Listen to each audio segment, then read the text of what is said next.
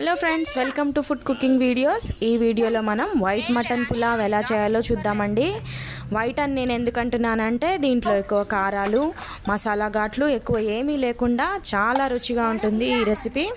So మరి ఆ వంటకాన్ని ఎలా వండాలో చూద్దాము. మన ఇంట్లో పిల్లలు అయితే ఖచ్చితంగా ఈ వంటని ఇష్టపడతారు. మా ఇంట్లో అయితే పిల్లలు ఎక్కువగా ఇష్టంగా తింటారు ఈ వంటని, ఎందుకంటే కారం ఉండదు, ముక్కలు కూడా చాలా మెత్తగా ఉడుకుతాయి. సో మరి వీడియోలోకి వెళ్ళిపోదామా.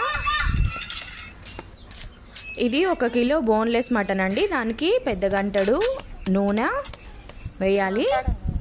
అదేవిధంగా 2 చెంచాలు పెరుగు, గడ్డ పెరుగు అయితే బాగుంటుందండి రుచి. అల్లం వెల్లుల్లి పేస్ట్ 1 స్పూన్, పసుపు 1 స్పూన్. అల్లం వెల్లుల్లి పేస్ట్ పెరుగు సగం సగమే వాడామండి, మిగిలింది తర్వాతకి పనికొస్తుంది. ఇది దంచిన పచ్చిమిరపకాయల కారం అండి. పచ్చిమిర్చి అలా వేసినా పర్లేదు, ఉప్పు తగినంత. ఇవన్నీ వేసుకున్న తర్వాత చక్కగా కలగలిపి దీన్ని 2 గంటల పాటు పక్కన పెట్టుకోవాలండి. ఇందులో ఎక్కువ మసాలాలు ఉండవు కాబట్టి నేను అన్ని అల్లం వెల్లుల్లి పేస్ట్ ఇవన్నీ తక్కువగా వేసాను. చూసారుగా 2 గంటలు అయిపోయిందండి. నేను 1 కిలో కూరకి కొలత చెప్తున్నా కదా అండి, దానికి ఒక కళాయిలో మనము 6-7 స్పూన్లు నెయ్యి వేస్తున్నా అండి. అదేవిధంగా ఒక 100 గ్రాములంత నూనె. నెయ్యి ఇష్టపడే వాళ్ళు పూర్తిగా నెయ్యితో కూడా ఉండొచ్చండి. నేనైతే ఇక్కడ నెయ్యి నూనె 2 వాడాను. ఇప్పుడు దాంట్లో 1/2 టీ స్పూన్ సాజీరా, 10 మిరియాలు, 2 బగారా ఆకులు, అదేవిధంగా చెక్క 4 ముక్కలండి, యాలకులు 5-6, లవంగాలు 6-7 వేసుకోవచ్చు, అనాస పువ్వు 2, జీలకర్ర కొంచెము 1/2 స్పూన్ అంతండి. అదేవిధంగా సోంపు కూడా వేస్తారు. సోంపు కొంచెం ఎక్కువ వేస్తారండి, 1 స్పూన్ అంత వేసుకోవచ్చు. ఈ సోంపుని మనం పొడిలాగా కూడా చేసి వేసుకోవచ్చు అండి. పచ్చిమిర్చి 3 అండి కట్ చేసినవి. ఈ మసాలా దినుసులన్నీ చక్కగా 2 నిమిషాలు కమ్మటి వాసన వచ్చే వరకు వేగిన తర్వాత ఉల్లిపాయలు 4 ఉల్లిపాయలు మీడియం సైజు తీసుకొని సన్నగా కట్ చేసుకొని వేపాలండి. ఉల్లిపాయల్ని లేత గోధుమ రంగు వచ్చే వరకు వేయించాలండి.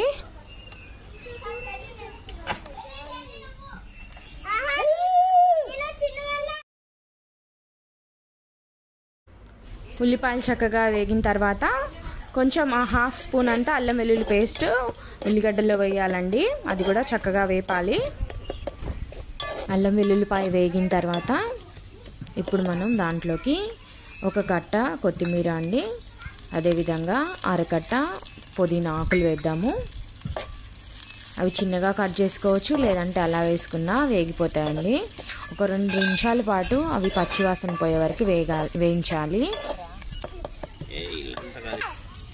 చూసారుగా ఆకులు కూడా వేగిపోయాయి. ఇప్పుడు దాంట్లోకి మనము నానబెట్టుకున్న మటన్ ముక్కల్ని వేసుకుందామండి. మనం ఎప్పుడైతే మటన్ ఎక్కువసేపు నానబెడతామో అప్పుడే మన రైస్కి బాగా రుచి వస్తుంది. ఇప్పుడు ఈ కూరని ఒకసారి కలిపి కొంచెం నీసు వాసన పోయే వరకు ఫ్రై అయ్యేటట్టు ఉంచాలండి. దీంట్లోకి టమాటా ఇష్టపడే వాళ్ళు వేయచ్చు, లేదంటే అది వేయకపోయినా పర్లేదు. కాకపోతే టమాటా వేస్తే రుచి బాగుంటుందండి అన్నానికి. ఇప్పుడు దీంట్లోకి నేను 200 ml నీళ్లు పోస్తున్నా అండి, పావుసేరన్ని నీళ్లు అటు ఇటుగా. కుక్కర్లోకి అయితే మనం ఎక్కువ నీరు పోయే అవసరం లేదు. నేను ఇక్కడ మామూలు కళాయిలో ఉడకబెడుతున్నా కాబట్టి నీరు ఎక్కువగా తీసుకున్నాను. ఇవి ముక్కలు ఒక మాదిరిగా ఉడికే వరకు 20 నిమిషాల పాటు మగ్గనివ్వాలండి కూరని. అదేవిధంగా కూర కూడా దగ్గర పడాలి, ఆ నీరంతా ఇంకిపోవాలి. కూర ఉడికిన తర్వాత 1 స్పూన్ గరం మసాలా వేసి కలిపి దింపేయాలండి. ఒకవేళ మనం కుక్కర్లో వండినట్లయితే 4 విజిల్స్ వచ్చే వరకు ఉడకనివ్వాలి. నీరు కూడా 1/2 గ్లాస్ పోస్తే సరిపోతుంది. చూసారుగా కూర పూర్తిగా ఉడికింది, దగ్గర పడింది, నూనె కూడా బయటకు వచ్చింది కాబట్టి తీసి నేను పెద్ద కళాయిలో వేస్తున్నా అండి, ఎందుకంటే మనము బియ్యం వేసుకోవాలి కాబట్టి. నేను కిలో అంత కూర తీసుకున్నా అని చెప్పాను కదా అండి, దానికి కేజీ బియ్యానికి సరిపడా నీరు కొలత తీసుకోవాలి. అంటే అటు ఇటుగా బాస్మతి రైస్ అయితే 6 గ్లాసుల నీళ్ళు సరిపోతుంది. దాంట్లోకి సరిపడా ఉప్పు వేసి కలిపి నీరు ఎసరే రావాలండి.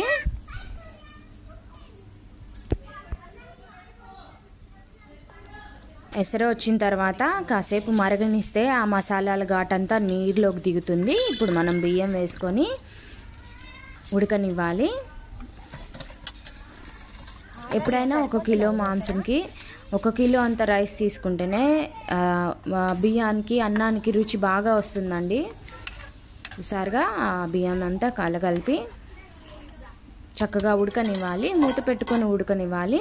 అయితే మధ్య మధ్యలో తీసి తిప్పుతూ ఉంటే ముక్కలు అడుగు భాగానికి వెళ్ళకుండా కదుపుతూ ఉంటే అన్నాన్ని అది మాడవండి ముక్కలు.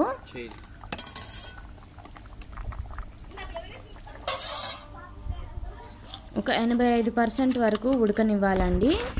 ఉడికిన తర్వాత మనం మంటని తగ్గించేసి సిమ్లోనే ఉంచుకోవాలి మంటని. నేను ఇక్కడైతే నిప్పుల పొయ్యి మీద వండుతున్నా కాబట్టి మంటనంతా ఆర్పేసి ఒక్క నిప్పులే ఉంచుతున్నా అండి. సరిగా అన్నము ఒక అటు ఇటుగా 80% పైనే ఉడికింది. దీంట్లో ఇప్పుడు మనము మిగిలిన పెరుగు ఉంది కదా అండి, దాన్ని వేసి చక్కగా కలుపుకోవాలి. పెరుగు ఇప్పుడు వేస్తే అన్నానికి రుచి మంచిగా వస్తుందండి. చూసారుగా హడావుడిగా కలపకుండా నెమ్మదిగా తిప్పాలి, ఎందుకంటే బియ్యము విరిగిపోతుంది అన్నము.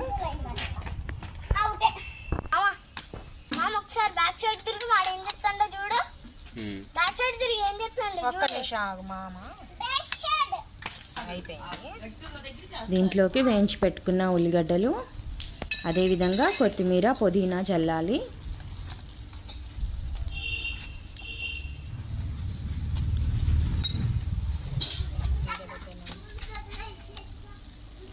ఆఖరిగా 6-7 స్పూన్లు నెయ్యి వేసి అన్నాన్ని ఉమ్మగిలినివ్వాలండి.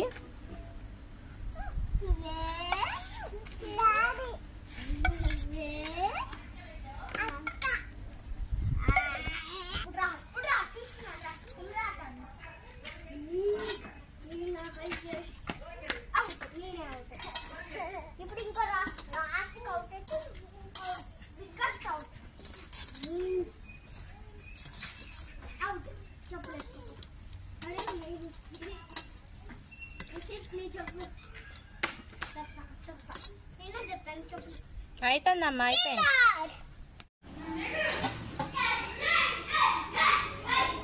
చూసారుగా వైట్ మటన్ పులావ్ రెడీ అయిపోయిందండి. ఇది చేయడానికి చాలా సులువుగా ఉంటుంది, అదేవిధంగా అంత రుచిగా ఉంటుంది. ముక్క కూడా మసాలాలు బాగా పడతాయండి. ఎంతో రుచికరమైన వైట్ మటన్ పులావ్ చూసారుగా అండి, ఎంత బాగుందో. మీరు ఒకసారి ట్రై చేసి చూడండి. నా వీడియో కనుక మీకు నచ్చినట్లయితే లైక్ చేయండి, షేర్ చేయండి, కామెంట్ చేయండి.